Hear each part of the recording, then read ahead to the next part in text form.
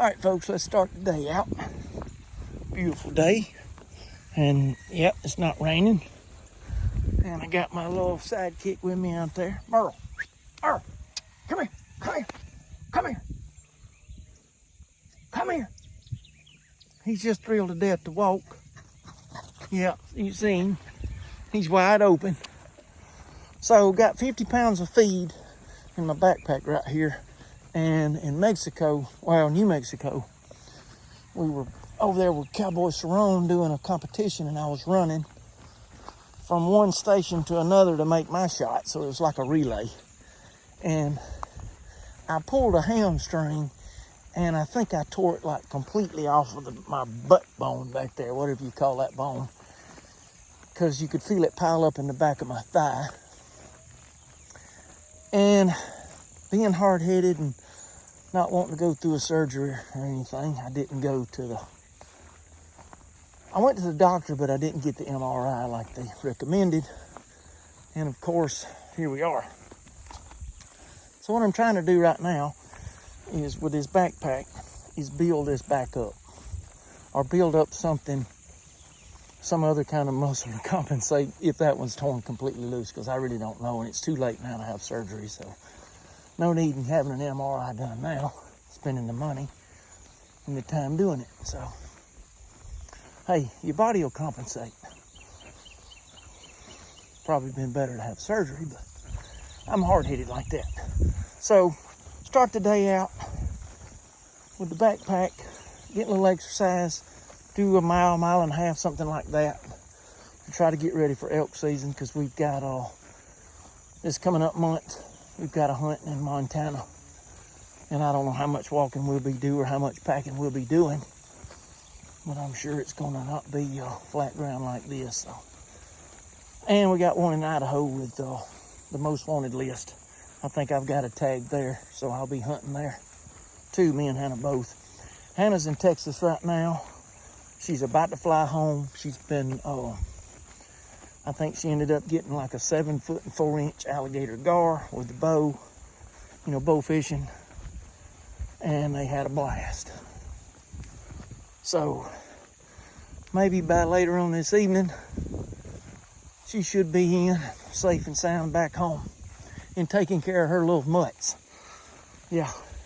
So we'll see how the day plays out and see what I get into, and I'll try to keep y'all posted on everything. We're going to try to do this.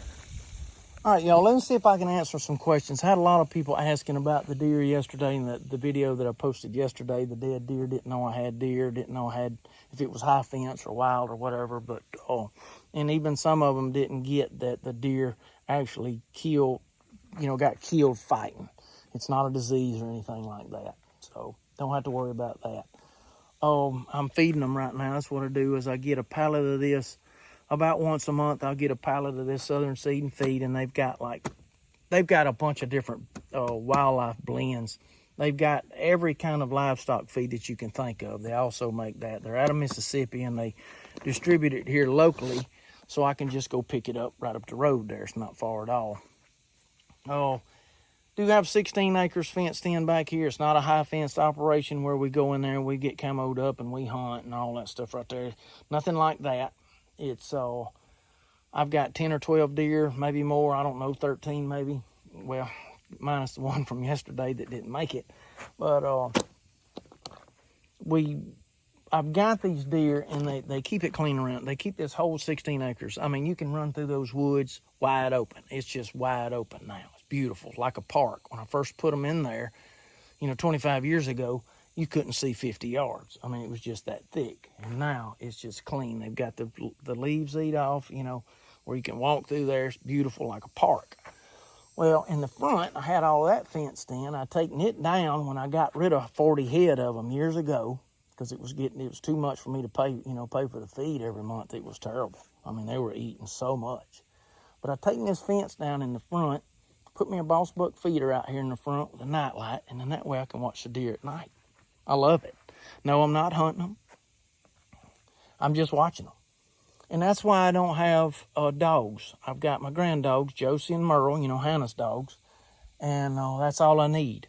because I got fox squirrels. You know, I like to watch my fox squirrels, and I love to watch my deer and my turkey in the front yard. And if you got a dog, you know how that is. You know, it's just not going to happen. So, oh yeah, and I can't forget about my 4 compadres right here. I started out with a bunch of chickens, but we got enough coons and possums and hawks and owls and stuff like that around here that they sort of reaped the havoc on them, and I'm down to just roosters now, no more hens.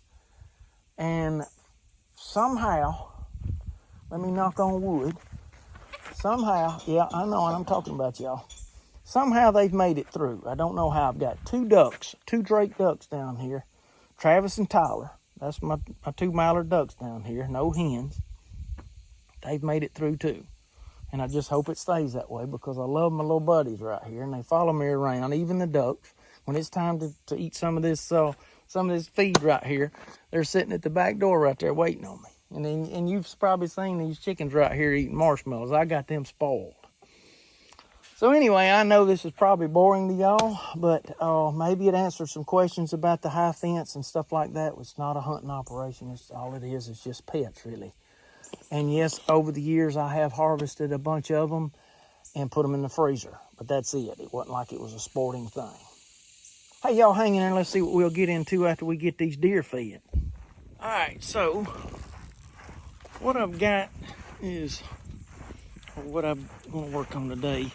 I noticed it in the spillway right here. I took an old backhoe years ago and dug out a hole, and what I would do is raise shiners in there and then seine them out and then put them in the pond to feed the fish. I know it sounds crazy, but you know, to feed the bass. At one point we had big bass in there.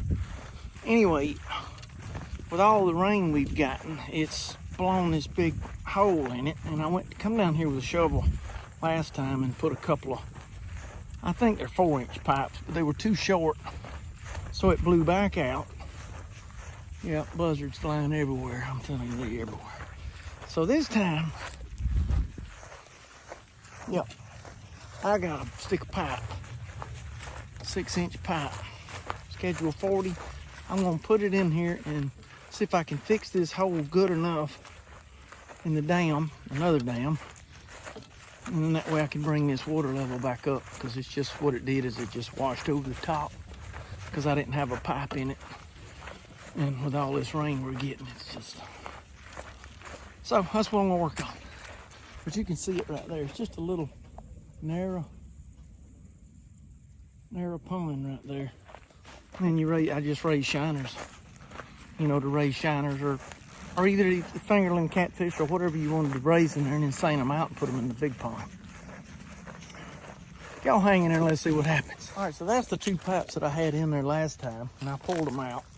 But you see, it's just blowing a hole. It's not anything major I got to do, but if I can get it good enough to where I can possibly get the tractor over that right there, I'll just take the tractor and finish it up. But I don't think I'm going to be able to, because there's a big hole on the back side right here of this dam.